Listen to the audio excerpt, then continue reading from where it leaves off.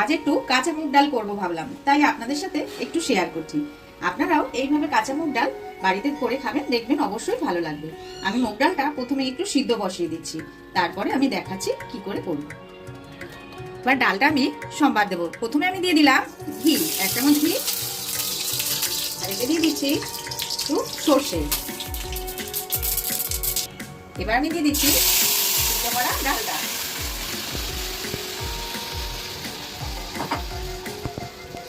আর দিচ্ছি স্বাদ মতন মিষ্টি।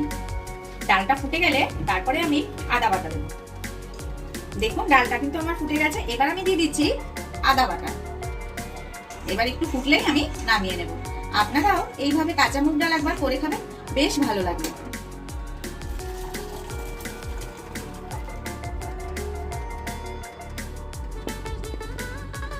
এই কাঁচা মুগ ডাল আপনাদের